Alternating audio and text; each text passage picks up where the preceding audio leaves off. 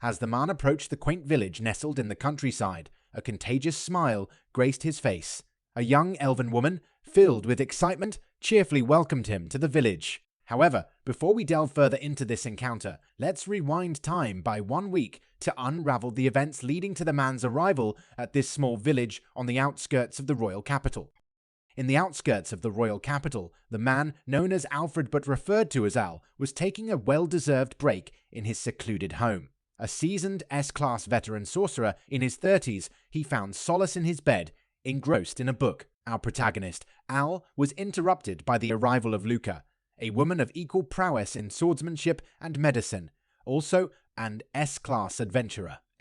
Chastising him for his apparent laziness, Luca pointed out that their fellow party members, Cruz and Irina, were already out subjugating monsters. All chuckled, remarking on their unchanged adventurous spirit from their youth. Luca, playfully teasing him for sounding like an old man, inquired about his knee injury. Al, with a bandaged wound, downplayed its severity, insisting it was manageable, though still painful. However, Luca saw through his facade, revealing the true nature of Al's injury. In the midst of defeating the Demon King on their heroic quest, a critical counterattack had targeted him just as the Demon King was about to fall. The result was an arrow to the knee, a grave injury. Despite their triumphant return as heroes, Al's knee remained incurable due to the Demon King's curse. Even healing magic proved ineffective, leaving him with a lifelong ailment. As Luca playfully flicked his knee, she left abruptly, leaving behind a small bottle of medicine on his bedside table.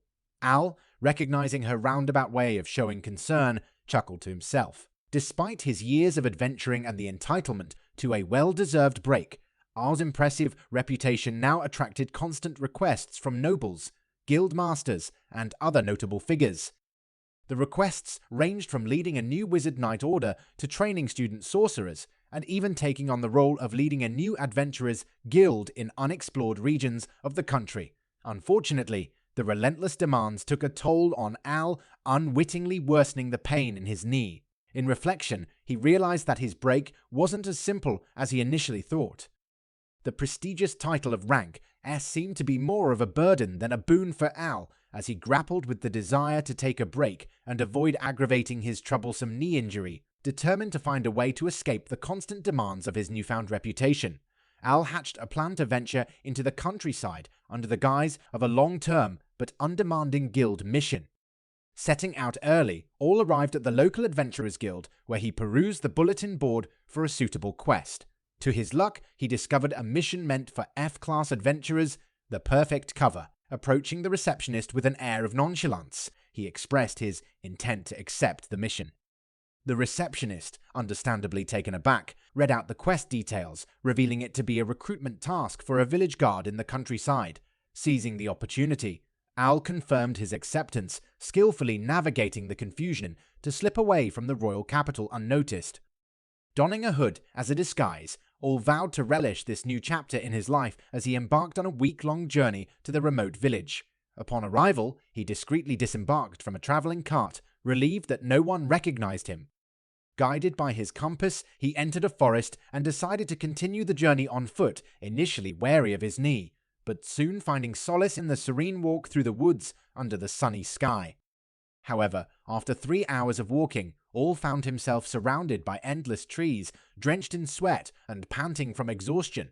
His peaceful stroll turned into a struggle as he heard a peculiar sound emanating from another direction in the woods. Trusting his instincts, Al headed towards the noise and stumbled upon a surprising scene. A young elven woman bravely fending off a wolf.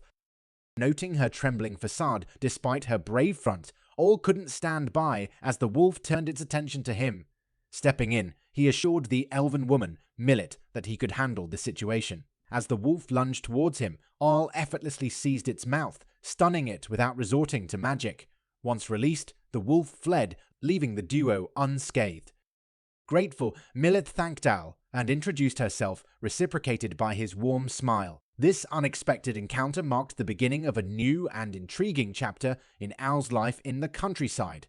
Milet's expressions of gratitude resonated deeply with Al, stirring a joy in his heart, despite his accustomed nature to being thanked throughout his extensive adventuring career. Inquisitive about her presence in the perilous forest, all inquired about her solitary quest. She shyly revealed that she sought medicinal herbs to aid her ailing younger sister, the town's doctor herself. Despite warnings from fellow villagers, Milet couldn't stand idly by while her sister suffered. Genuinely concerned, asked if she had found any herbs. Sadly, she shook her head, explaining that the wolf population surge had depleted the accessible herbs. Now, she needed to delve deeper into the forest, raising Al's concern. He found himself torn between prioritizing her safety by accompanying her and ensuring his timely arrival at the village before the gates closed. In the end, his altruistic instincts prevailed, and he offered to aid her search. With a reassuring smile, Al insisted he was in no hurry, asserting that she would feel more secure with a reliable adult by her side. Grateful for his unexpected help, Milet excitedly led him deeper into the woods. She shared that the area usually teemed with herbs, but this time the scent was conspicuously absent. Failing to find any herbs around them, Milet disclosed the likely presence of herbs in a cave about 30 minutes away. However, a dangerous basilisk had recently made the cave its home, casting a shadow of peril over their plan. Calmly recalling the nature of a basilisk as a B-class monster capable of petrifying those who meet its gaze and possessing venom, Al reassured Milet of his expertise in exterminating such creatures. Despite her understandable worries for his safety, he expressed confidence in handling the basilisk. When they reached the cave entrance, Al questioned Milet about her ability to sense medicinal herbs, sheepishly confirming it. He took the basket from her, instructing her to wait outside while he ventured in. Reassuring her once more, he emphasized that she only needed to call for help if needed. In the eerie silence that followed, it became evident that the elven woman's concern for his safety outweighed any personal fears she may have harbored. She was rendered speechless, unable to deter him as he cautiously ventured into the cave unperturbed. He skillfully located the untouched medicinal herbs within, his senses keen enough to detect the rapid approach of the basilisk. Undeterred, he deftly blocked the creature's initial attack, maintaining a magical shield effortlessly while gathering the herbs.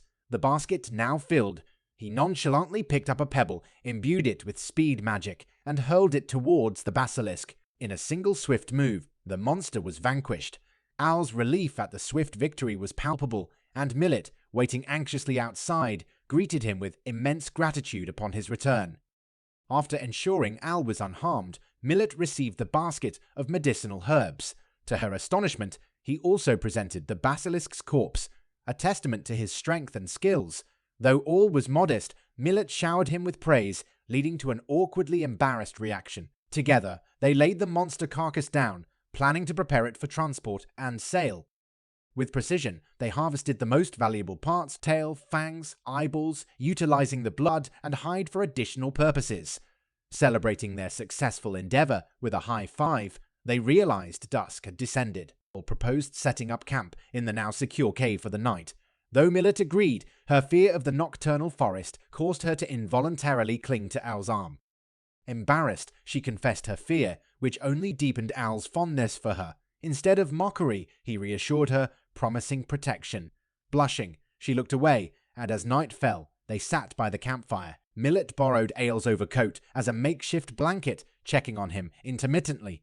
The forest, once a source of anxiety, became a backdrop to the blossoming connection between them. As drowsiness enveloped Milet, the unfamiliarity of sleeping outdoors kept her awake. Seizing the opportunity, she curiously inquired about Al's initial presence in the woods. Al, finally unveiling his purpose, disclosed that he had accepted a request from a nearby village. Milet's worry about potentially making him late vanished when he clarified that there was no time constraint. With a sudden shift in demeanor, Milet, now intrigued, offered to guide him to his destination, if it happened to be Merg Village. To her delight, Al confirmed the village name, revealing that he would be residing there for a while. Overwhelmed with joy, Milet, in a giddy mood, giggled to herself before drifting into sleep, a smile adorning her face. Al, affected by Milet's positive reaction, also felt a growing excitement about his upcoming carefree village life. The following day, Al and Milet embarked on their journey to Merg Village with Milet as the adept guide. Thanks to her navigational skills, they reached the village without a single wrong turn. Upon arrival, Milet's fellow villagers, relieved at her safe return, approached her. Al's presence aroused curiosity and introductions ensued. Milet, with exaggerated compliments, introduced Al as her savior, sparking a cascade of excited compliments from the villagers, much to Al's embarrassment. As the crowd lingered, Milet excused herself to prepare medicine for her sister.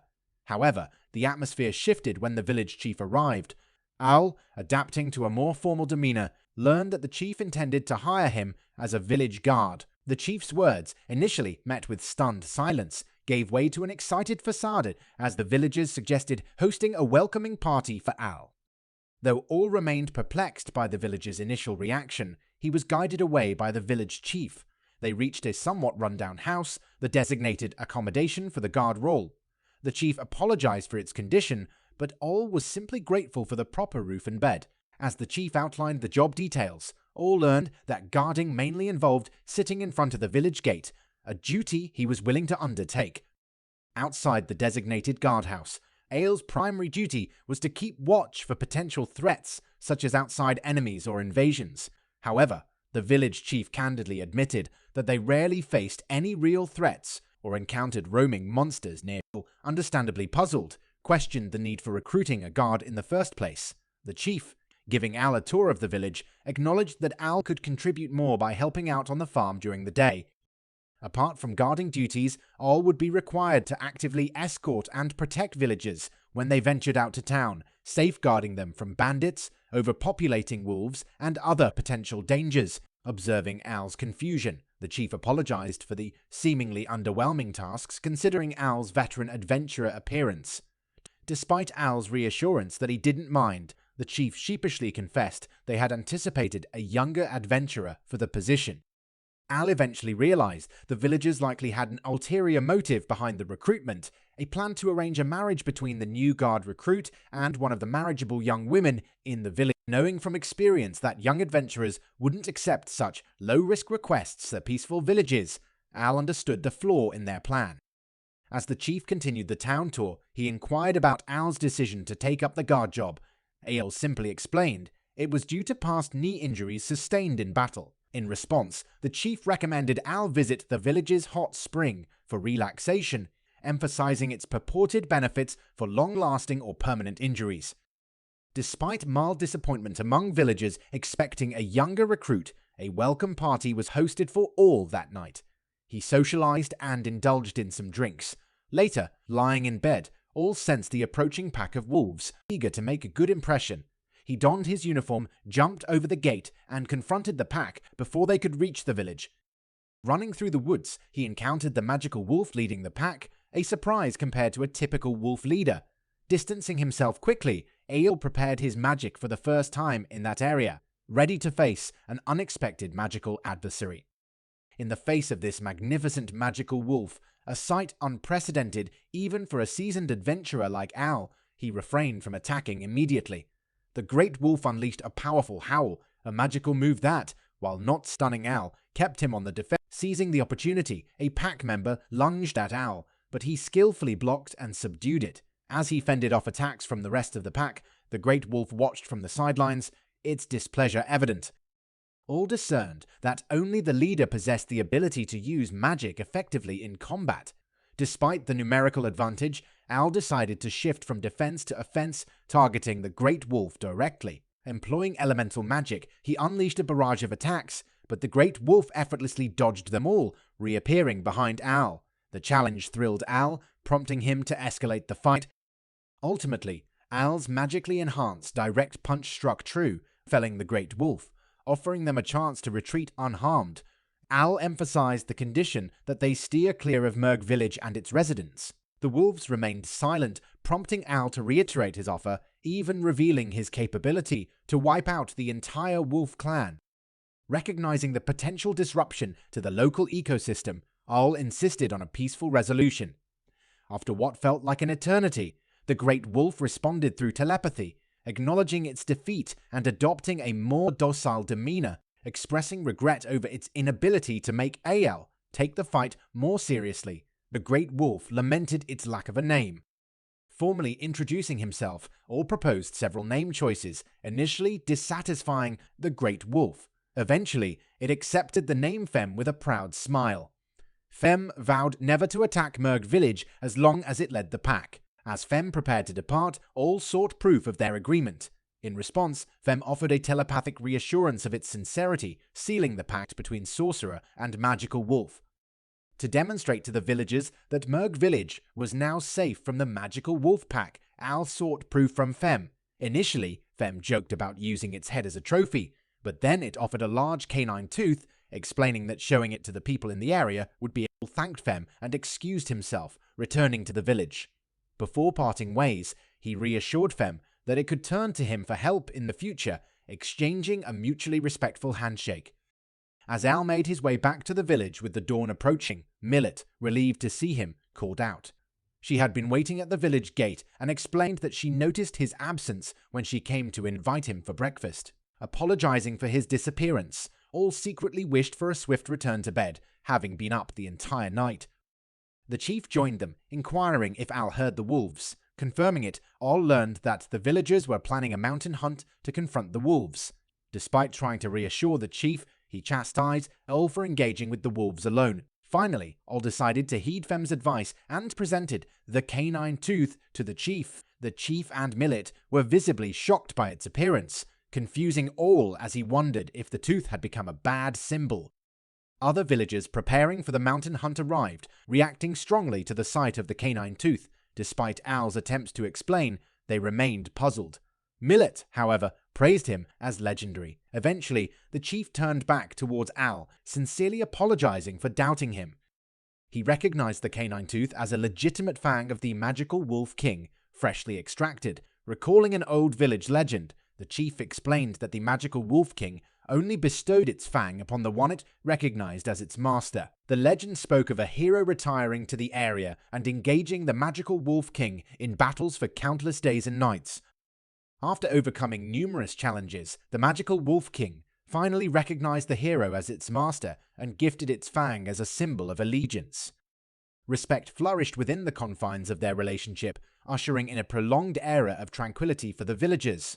This period endured undisturbed until the departure of the mystical Wolf King to distant realms. It was only with the eventual passing of the retired hero that another figure emerged, bearing the original fang from the legend, a relic bestowed upon the village as a cherished treasure for the past 3 centuries. The revelation brought forth jubilation among the villagers, prompting them to organize a grand celebration in honor of the momentous occasion. However, for Al, the retired hero, the prospect of yet another festivity only dismayed him, yearning for an early reprieve after a sleepless night. Despite his protests falling on deaf ears, the villagers busied themselves with preparations, leaving Al and Milet as the only remnants of reluctance in the wake of the impending revelry. Unable to thwart the festivities any longer, Al redirected his attention to Milet.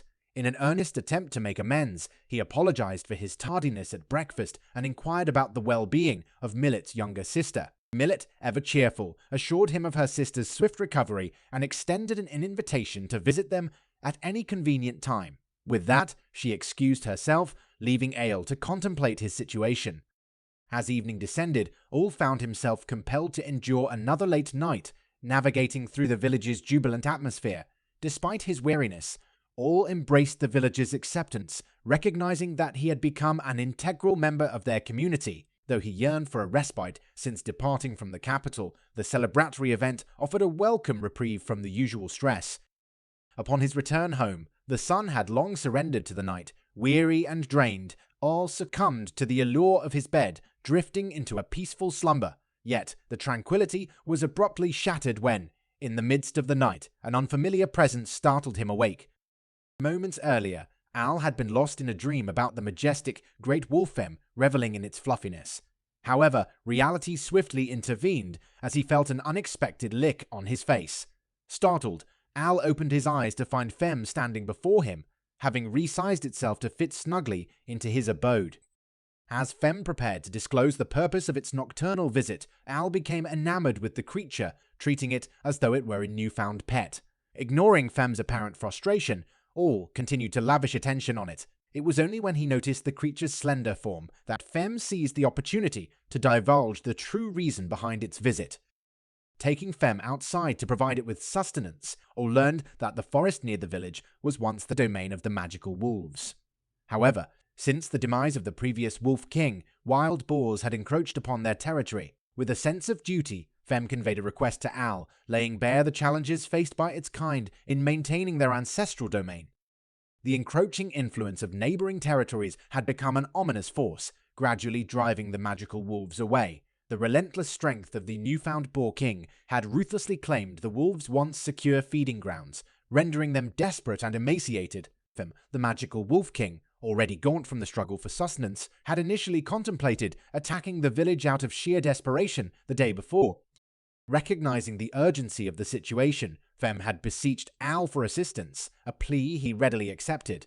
Determined to face the wild boars together, Al and Fem planned to embark on their mission the following day. Grateful for Al's willingness to help, Fem spent the night sharing his bed, even though the cramped space left little room for comfort. As they settled in, Al questioned the sudden surge in the boar's strength. Sheepishly, Fem admitted to its lack of knowledge on the matter, diverting the conversation to Al's presentation of the wolf Fang to the villagers. Al shared the legend surrounding the Fang, teasing Fem about being its master. Caught off guard, Fem deftly dodged the question, playfully adopting a dog-like demeanor to shift the focus. Al, amused, decided to let the matter rest. The next morning, Fem enthusiastically woke Al by licking his face, a gesture reminiscent of a loyal dog. Unfazed, Al embraced the canine-like companionship, much like a dedicated dog owner. Milet's arrival interrupted the morning routine, as she brought breakfast to Al. Fem, unable to contain its excitement, bounded out of the door to snuggle up to Milet's legs. Perceiving Fem as an oversized and adorable dog, Milet questioned if Al had adopted it.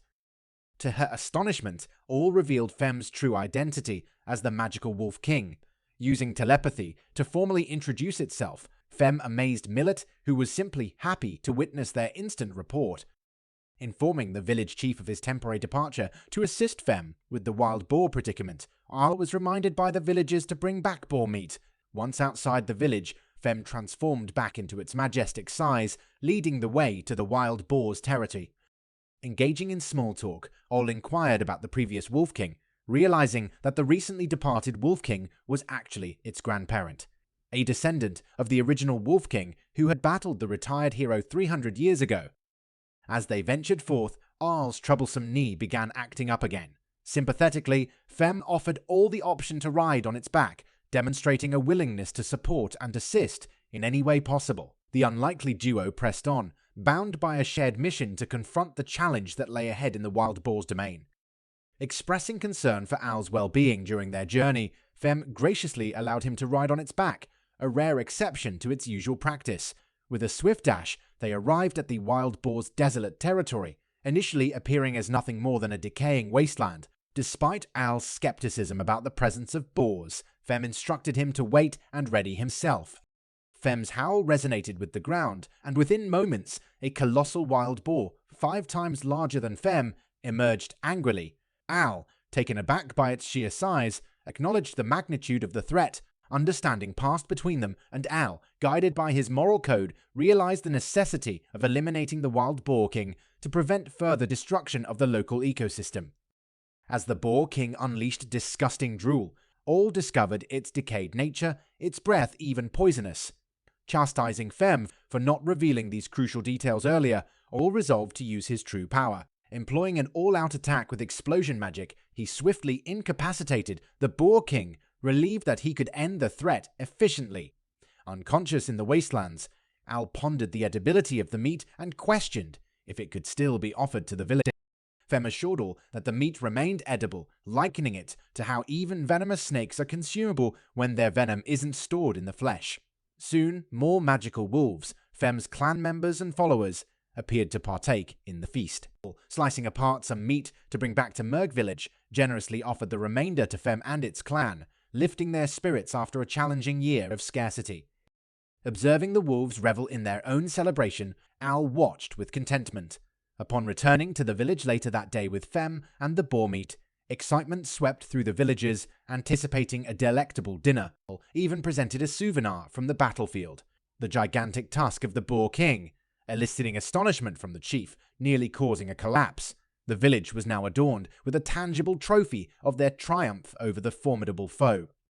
The chief's shock reverberated through the village as the children joined in, showering Fem with adoration. Milet continued to praise All incessantly, inviting him and Fem to join her and her sister Colette for dinner. As Milet led him to her house, All inquired about Colette's condition. Milet happily updated him, attributing Colette's recovery to the herbs he provided.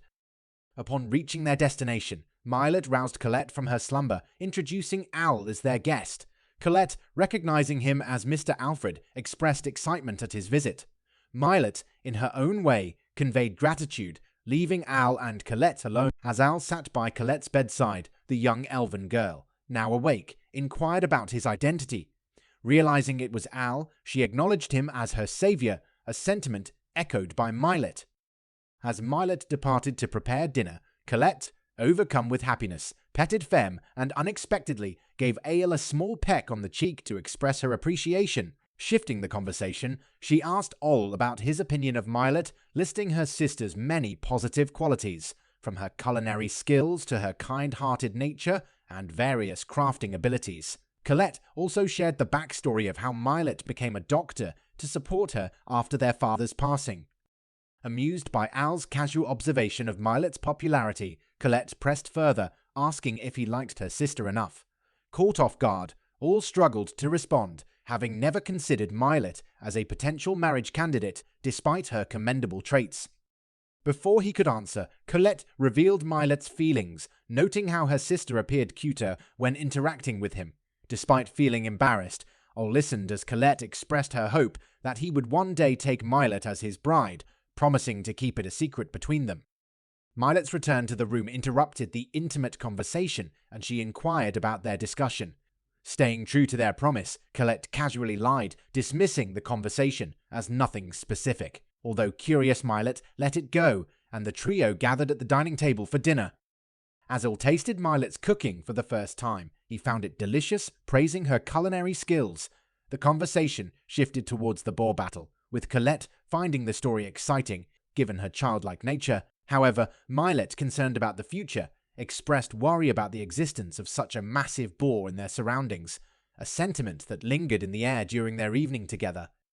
In the vicinity, before, All encounters Fem, who quickly reassures him that all that remains of the wild boar clan are the lesser beasts, guaranteeing they won't trouble the human habitat anymore. Colette immediately praises Fem and pets it happily, while Milet decides to have faith in them, believing in their promise and wearing a reliable smile. Al assures them that they can leave everything to him. That night, All decides to visit the famed hot springs in the village, having successfully resolved both the issues with the wolves and boars. However, he can't shake the feeling that something is off about the intense transformation of the Boar King. The next day, Al and Fem find themselves lazing around as there aren't many threats left. With ample free time, All contemplates the Boar King's abnormal size and suspects a third-party involvement, be it through sorcery or curse. Despite lacking evidence, he decides to let the theory linger in the back of his mind. As night falls, Al and Fem are sleeping when suddenly Fem wakes up, sensing something approaching the village. All soon notices too, but senses no malicious intent. Upon investigation, a mysterious person emerges, calling all by. To Al's surprise, the stranger is a female teenage demon named Vivy, claiming to be one of the 4 heavenly kings of the Demon King army. Despite her assertion, All doesn't recognize Vivy and questions her identity, recalling battles against the Demon King and his army. Vivy corrects him, stating there are actually 5 demons among the 4 heavenly kings, creating skepticism. Upon closer inspection, deduces that she's just an ordinary demon with delusions. Despite playing along, Vivy calls him out on his sarcastic attitude. Noticing her apparent anger, All hesitantly asks if he did something wrong. She reveals that she was behind enlarging the Wild Boar King and berates him for destroying it. Al, adept at turning the tables, starts scolding her. Amidst the chaos and the animosity between the human race and the local ecosystem due to Vivy's meddling, she brazenly declares her indifference to the trouble she caused. Ignoring the concerns of both parties, she begins charging a powerful magical attack against Al. Observing her spell incantation, All discerns an opportunity to halt the impending danger by interrupting her chant. Swiftly sprinting towards Vivy, Al intervenes by forcefully pushing her aside effectively thwarting the completion of the spell. Vivy, bewildered and perplexed by her rapid defeat, finds herself scolded by Al for the havoc she has wreaked. In a sudden fit of impulsivity, she releases fireballs into the air, narrowly missing Al but inadvertently setting his house ablaze. Panicking, Al promptly extinguishes the flames with water magic, his frustration with Vivy escalating. Undeterred by her protest that the incident was unintentional, Al remains unmoved.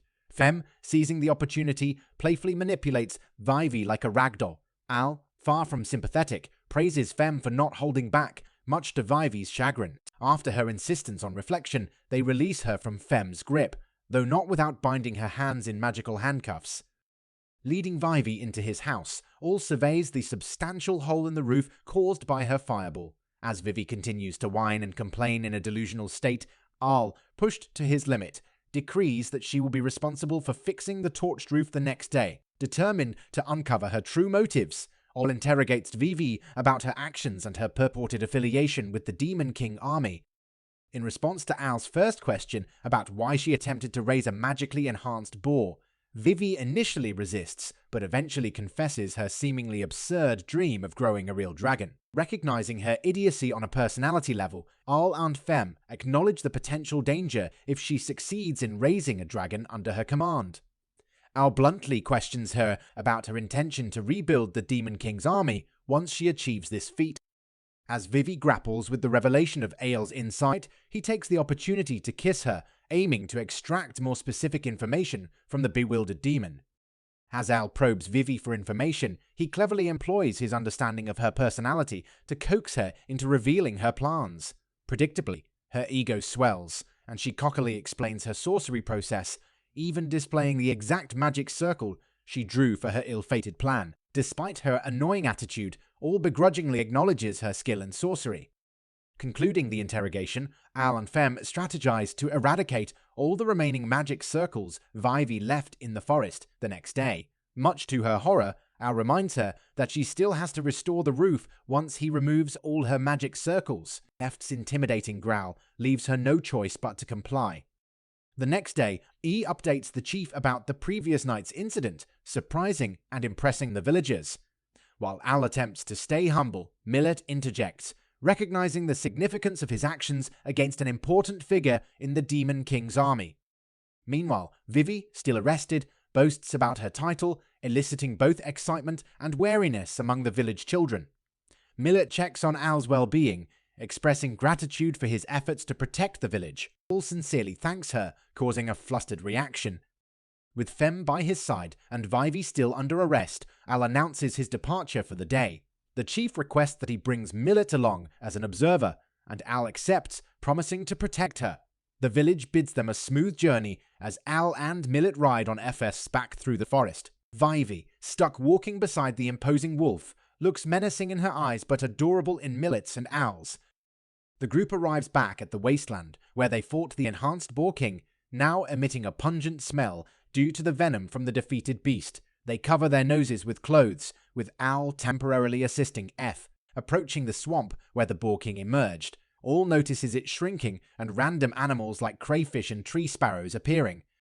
Vivy proudly explains that the magic circle's power was concentrated on the boar king until its demise. Once Al and Femme eliminated it, the remaining magic dispersed, causing the swamp's transformation and the appearance of various creatures. As Vivy infodumps about the magic circle spreading out to attract other beings, Al impatiently cuts her off and instructs her to remove her own magic circles. Vivy protests, claiming that they are all covered by mud and water beneath the swamps. Undeterred, Al, unwilling to accept any excuses, pulls out a bucket and commands her to scoop out the mud until she finds the magic circles. Despite Vivy's resistance, she eventually complies under the continued intimidation of F. Milet starts feeling sympathy for her, but Al maintains a stern attitude, believing Vivy is facing the consequences of her own reckless actions. Recognizing the inefficiency of Vivy manually scooping out the mud, Al begrudgingly offers assistance. Using his wind and gravity magic, he lifts the mud and dirt into the air, revealing the magic circles. Instructing Vivy to erase them quickly, she obediently finishes the task. Vivy scolds Al for using risky magic, claiming that only someone as powerful as the Demon King can handle gravity magic. Unfazed, All confidently asserts his capability, stating he can handle multiple attribute magics simultaneously for up to an hour. With the mission accomplished, All hops back onto F's back with Milet. She marvels at the wonders of magic while holding a giant crayfish found by the swamp, eager to cook and try it. All, however, worries about its edibility given the polluted environment. Meanwhile, Vivy complains about feeling dirty, prompting Milet to suggest heading to the bath together. Clarifying that males and females will bathe separately, Milet's excitement grows. Al recalls the village's reputation for hot springs and mentally notes to take up her offer later that evening after returning to the village. He also promises to drop by Milet's place for dinner. Later in the evening, All found himself guided by the chief to one of the most exquisite bathhouses reserved exclusively for him. With the chief's approval, Al began changing and almost attempted to leave Fem, his faithful companion, outside. However, when Fem gazed at him with irresistibly cute and powerful puppy dog eyes, All couldn't resist and brought Fem in with him. As they entered the hot spring section, Fem eagerly leaped into the hot springs, but Al halted it, reminding that a thorough wash was necessary first. Though Fem's mood initially soured at the reminder, it soon gave in, and Al found himself enjoying the process of cleaning his companion. Eventually, they both immersed themselves in the hot springs, allowing the stress to melt away. The hot water also provided relief to Al's knee, soothing the pain from a past injury. Engaging in small talk with Fem, Al allowed himself to truly relax in the hot water, despite the summer heat. After a while, feeling overwhelmed by the steam, Al decided to leave to avoid further fatigue. However, his departure was interrupted by the frantic voices of girls from the changing rooms. Fearing misunderstandings, Al quickly hid behind a giant rock near the hot springs. To his dismay, the girls entering turned out to be none other than Milet, Colette, and Vivy. As they enjoyed the hot springs, All continued to hide, even though Fem pointed out how red his face had become. Unfortunately, his efforts were futile, as Colette spotted him and Vivy bluntly accused him, leading to Al passing out from a wooden bucket thrown by Vivy. Upon waking up later, All found himself on Milet's lap, greeted by her warm smile. As he thanked the girls for helping him, Vivy questioned why he was there when the bathhouse was supposed to be privately reserved. Al explained that the chief recommended the place, and Milet revealed they received the same information from Colette. The true culprit of the mishap was then unveiled, Colette herself. She confessed to overhearing Al and the chief's conversation, passing on the information to Milet and Vivy, inadvertently causing the mix-up. Despite the misunderstanding, the group shared a moment of laughter and relief. Later on, Colette admitted that she had left out crucial details when telling Milet and Vivy about the chief's approval for entering the bathhouse. She had simply mentioned that the chief said it was okay, resulting in an innocent miscommunication. Colette, realizing her mistake, apologized for the confusion. While Al pondered when he changed back into his clothes, having passed out in the hot springs, Milet turned her attention to him, checking on his condition. When she left to fetch extra water, Colette took the opportunity to discreetly inform All that Milet was the one who helped him change, much to his horror. Exiting the bathhouse with Fem, All initially assumed everyone had already left. However, Milet called out to him, reminding him to drop by for dinner, which she still needed to prepare. Watching Milet and the other girls playfully bicker, All couldn't help but let out amused laughter, realizing that a simple life of protecting kind villagers was quite a decent lifestyle. As the days passed, All reflected on recent events, revealing that Vivy was still in his custody. In a flashback, the chief suggested leaving her in Al's care, considering her a demon, a race despised by their feudal lord. Al reluctantly agreed, promising to make good use of her skills for the village's benefit. In the present, Al and Milet oversaw Vivy's work, repairing Al's roof, damaged by Vivy herself. While she complained about the work, Milet excused herself, having her own tasks like tending to cattle and other village duties. Colette approached Al, suggesting that Milet would make a great bride, to which he playfully agreed. In reality, Al doubted Milet would consider someone like him due to his age. Milet then proposed the idea of Vivy enlarging some of their livestock for more meat, a suggestion Al found practical and worth trying out. The village life continued with its blend of daily tasks, camaraderie, and unexpected humor. Overhearing them, Vivy unabashedly brags about effortlessly handling such tasks with her exceptional skills. Al, interpreting this as a challenge, reluctantly agrees to Milet's suggestion, much to the irritation of the demon girl, despite Vivy's continued self-praise and her desperate attempts to find excuses to avoid additional labor. All grows weary of her antics once again. Fed up with Vivy's arrogance, All takes away her ladder, leaving her trapped on the rooftop, with an equally annoyed Femme circling below. Cornered, Vivy reluctantly agrees to assist Milet with her idea. After a while, Vivy completes fixing the roof, receiving imperfect but sincere praise from Al. He announces that they will head to Milet's farm once their brief break concludes. Fast forward to their meeting with Milet in the cattle stables.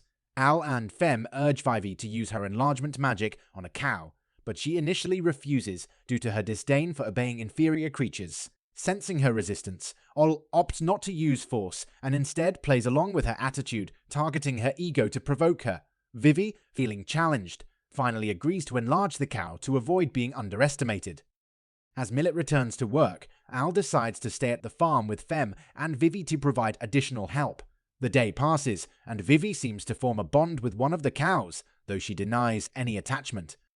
Back at Ale's house that evening, Vivy whines about hunger, and Ol, too lazy to cook, suggests jerky for dinner, displeasing both Vivy and Femme.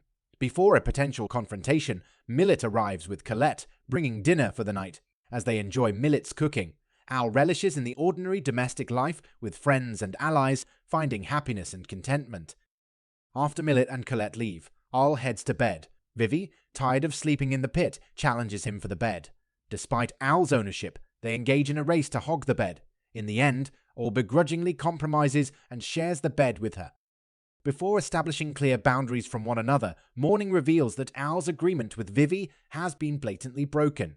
Femme occupies all the space, practically pushing both Al and Vivy off the bed. Simultaneously, one of the cows on the farm appears to be feeling the effects of the magic circle Vivy had left there the previous day.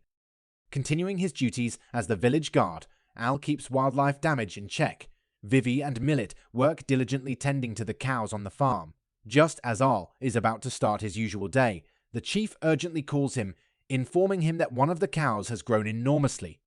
Al, trying to calm the chief, explains that it was intentional as they used magic circles to enhance the cattle's growth slightly. However, the chief insists that things have gone overboard. Suddenly, the ground shakes violently, and Al realizes the severity of the situation. Guided back to the farm by the chief, Al sees the cow, now even larger than the wild boar king. The scene is chaotic, with villagers and the cow in a state of panic. Al confronts Vivy, demanding an explanation. Proudly smirking, Vivy reveals it was all part of her plan to enhance the magic circles while raising the cows. Stumped, Al turns to the chief, who suggests putting the cow down and turning it into meat, contrary to their original plan of selling it on the market. Vivy, visibly horrified, vehemently opposes the idea. While Al discusses details with the chief, Vivy reminisces about the good memories with the cow. Just as Al prepares to use magic to put the cow down, Vivy intervenes, defending the cow and even giving it a new name, Muffy. Surprised by Vivy's sudden protective stance, remains firm about putting the cow down. To soften his approach, he tries to make her understand the practical reasons behind the decision. Muffy's enormous appetite and diet, as well as the space issues in the village. As Vivy struggles with anger and denial, Al and Milet join forces to help her see reason.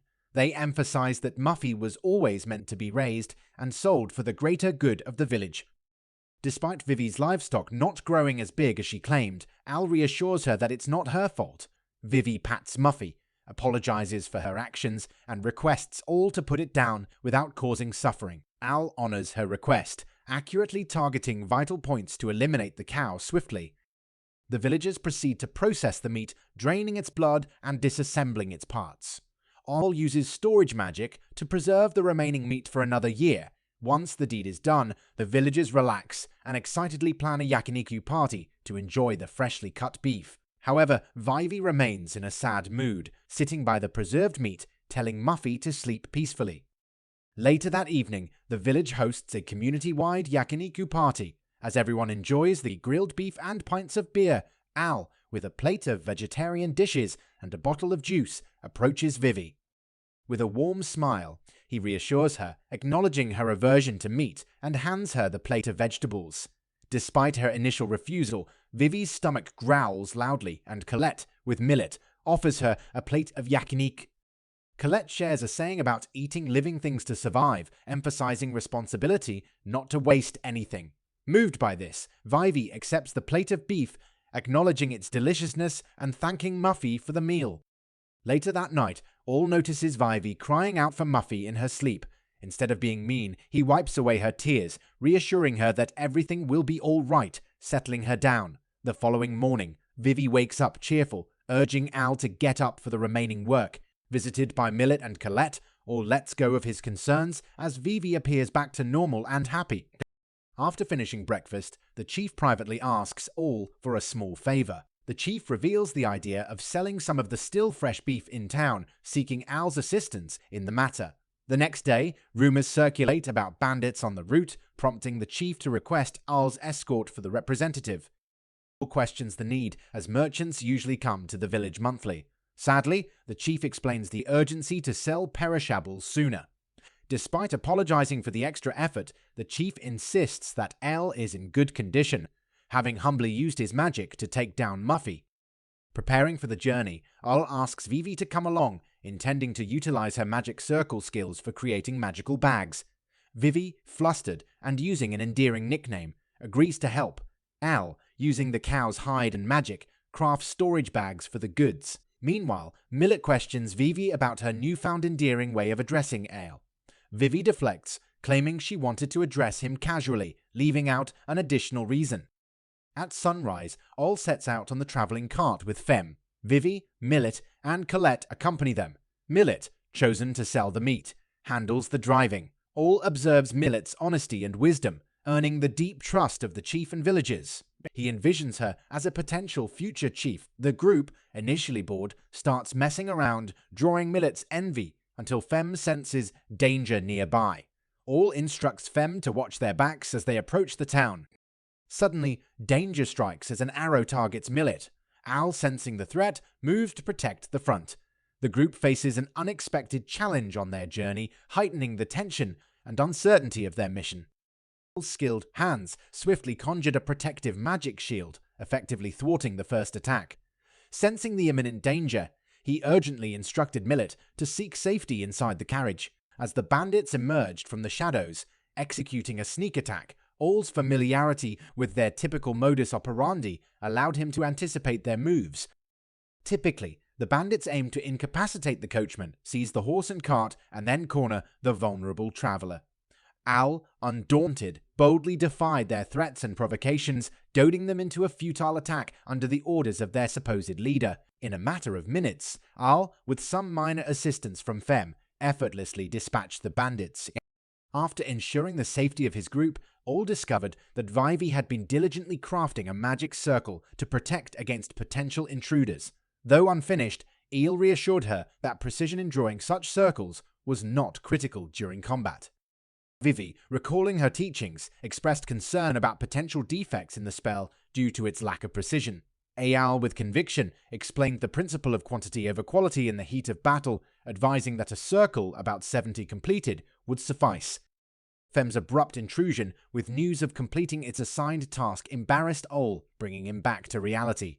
After confirming Fem's job, Ol instructed the wolf to keep watch as they continued their journey. Seating himself beside Milet, he insisted on escorting and protecting her from potential dangers, earning a reluctant yet giddy smile from her. During their journey to the town, Ol took the opportunity to info-dump about magic circles, only to be snapped back to reality when Fem playfully nudged him. With the bandits turned over to the town's guards, who revealed the criminals were wanted with bounties on their heads, the group received a lucrative payout. Seizing the moment, hyped up the group, emphasizing the rewards of their endeavors. As they approached the town's gates, Ol promptly informed the sentries, ensuring justice was served and their pockets filled with extra coin. The group, now enriched, looked forward to enjoying a more comfortable stay in town.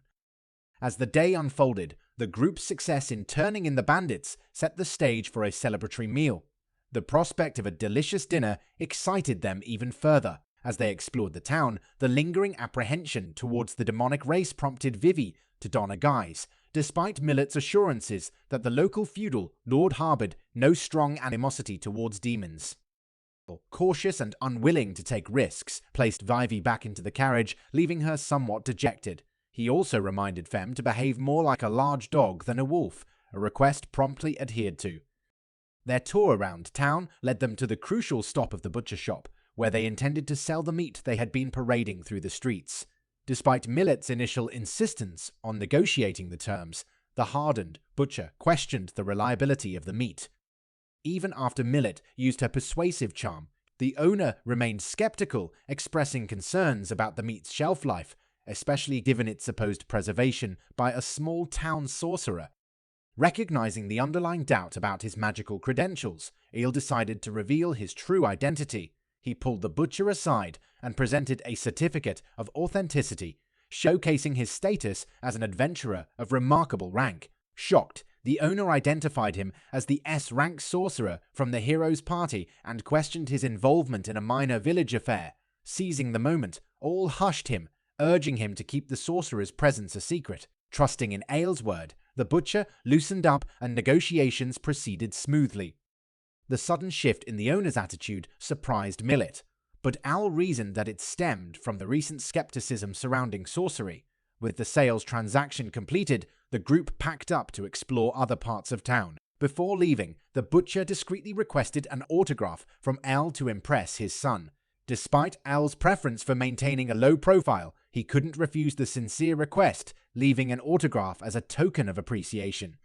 As the sun set, the group left the carriage at the inn and strolled around town.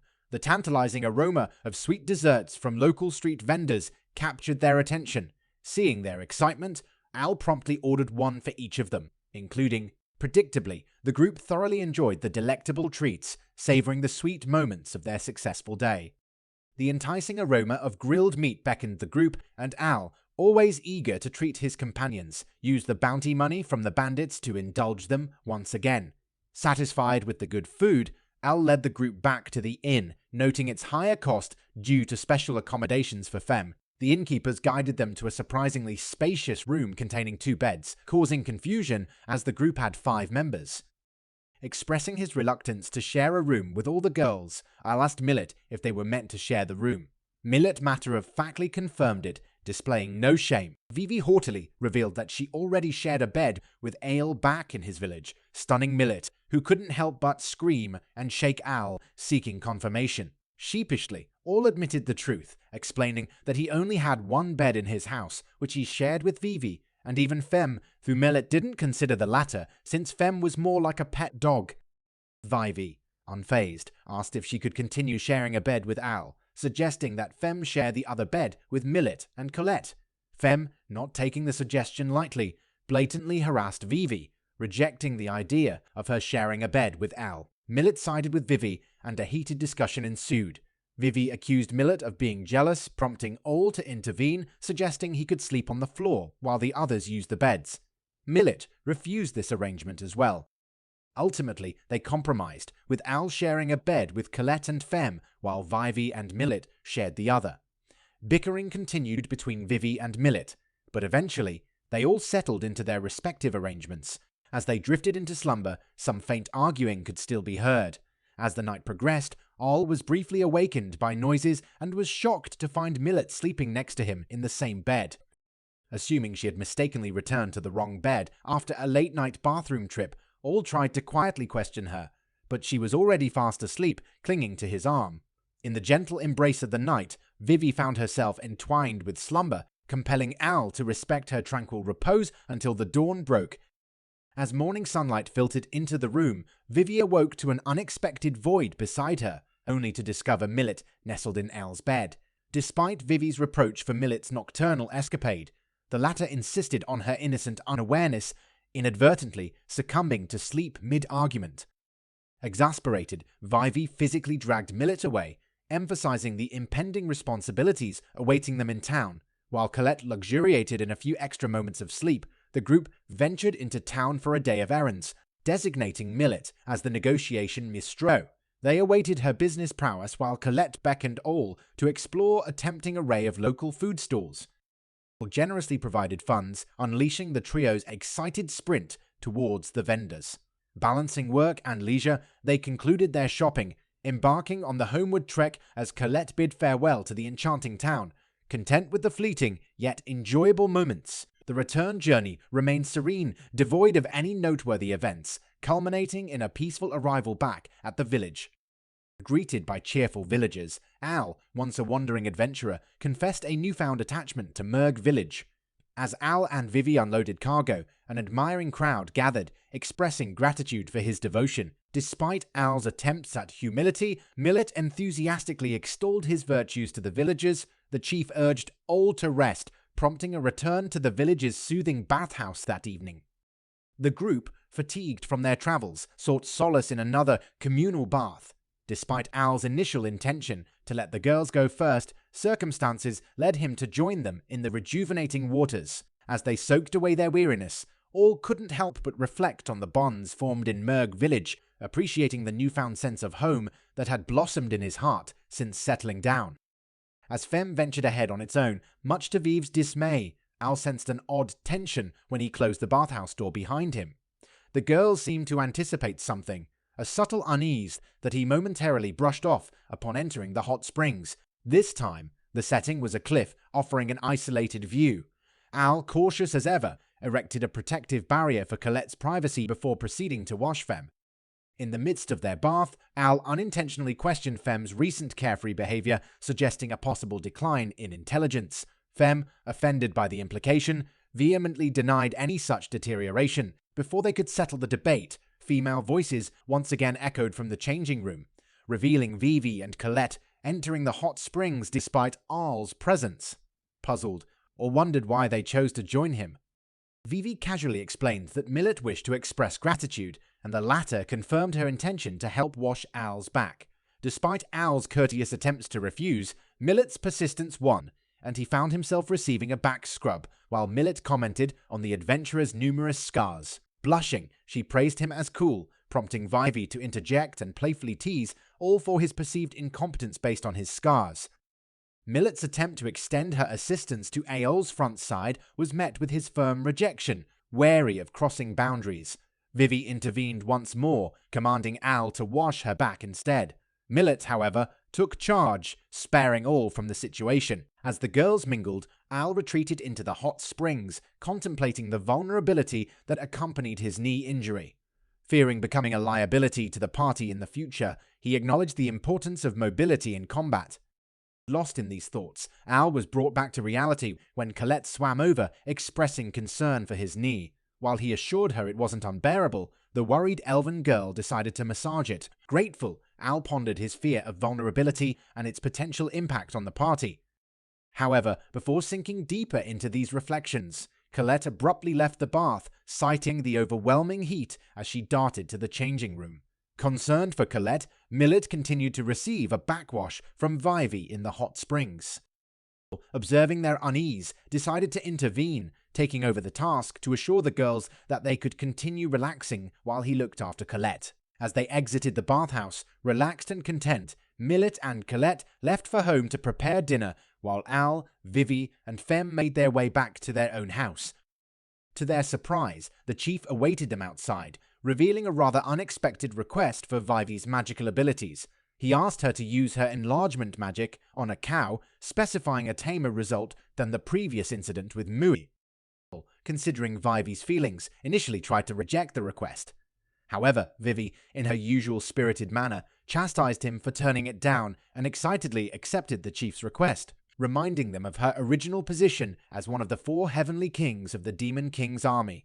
She felt invigorated by the prospect of using her skills directly. Still concerned, asked if she was truly okay with it, prompting Vivy to shyly request him to be an observer to ensure a smoother outcome than the first attempt. The next day, the trio went to the farm to commence the project. Despite concerns about Vivy's emotional state, she brushed them off, insisting that her rank should not be underestimated. With a passionate smile, she began drawing magic circles on the farmlands. Feeling at ease with the return to their ordinary daily lives, resumed his carefree days as a guard free from threats to the village. While Vivy focused on drawing magic circles in front of the village gate, Al attempted to play fetch with Fem, causing a disruption in Vivy's concentration. Despite the occasional skirmish between Vivy and Fem, Al found amusement in their antics, content with his laid-back life. That night, as humans slept, Fem remained wide awake, sensing a call from its brethren in the Wolf clan. Waking Al, Fem revealed the urgent summons, expressing an inability to ignore the howls from its kin. In the midst of significant turmoil faced by its followers, Yao reluctantly grants a short leave of absence to Fem. Despite Fem's request for assistance, Al acknowledges that sentiment alone won't suffice and emphasizes Fem's duty as the Wolf King. As they depart the house, Fem reverts to its original size, promising to return by dinner time the next day. Observing Fem's departure, Al notices a transformation, witnessing a newfound fearlessness and strength that has evolved since their initial encounter. In an intimate farewell, Fem leaves the village and disappears into the woods, leaving Ale with a complicated expression.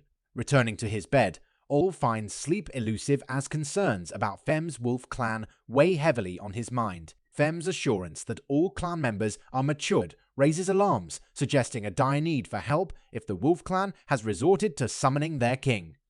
Al's restless night takes a dark turn as he envisions Fem facing annihilation by a formidable enemy. A sudden jolt wakes him, realizing Vivy is calling out to him. Concerned, she questions his restless sleep, prompting Al to dismiss it as a mere. However, Vivy notices Fem's absence, prompting an update on the situation.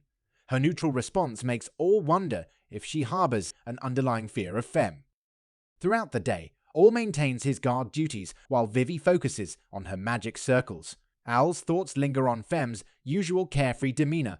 When Vivy probes about his worries, Al insists that Fem will return by dinner, though his glances toward the woods betray his concern. Vivy reassures him in her own way, attempting to divert his attention by introducing new magic circles. As night falls, Ale closes the gate but remains outside, unable to shake off his preoccupation with Fem. Milet informs him that dinner is ready, but Colette rushes out, anxiously inquiring about Fem's return. Al offers reassurance, asserting Fem's capability as the magical Wolf King, though the worry in his eyes remains evident. As the group concludes their dinner, Fem bursts into the house with unbridled excitement, joyously announcing its return in its original form. Despite the affectionate and enthusiastic greetings, a sudden seriousness overtakes Fem when it addresses Ale. In a grave tone, Fem reveals that the wolves are in need of Al's assistance once again.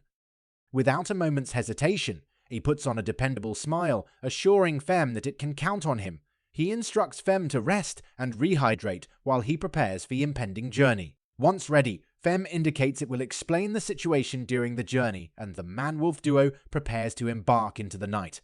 Unexpectedly, Vivy insists on joining them, catching everyone by surprise. Aware of Vivy's exceptional sorcery skills, Al eventually agrees to bring her along. However, attempting to lift her onto Fem's back reveals the creature's reluctance to let Vivy ride. Al intervenes, reasoning with Fem to allow Vivy's presence, emphasizing her potential usefulness in the emergency situation. Reluctantly, Fem grants an exception, and they settle onto Fem's back together. As they prepare to depart, Milet and Colette bid them farewell, wishing for a safe return. Al assures them of their safe return, and this marks the conclusion of this manga segment. If you enjoyed this narrative and wish for the story to continue, please leave a comment below with your thoughts and suggestions.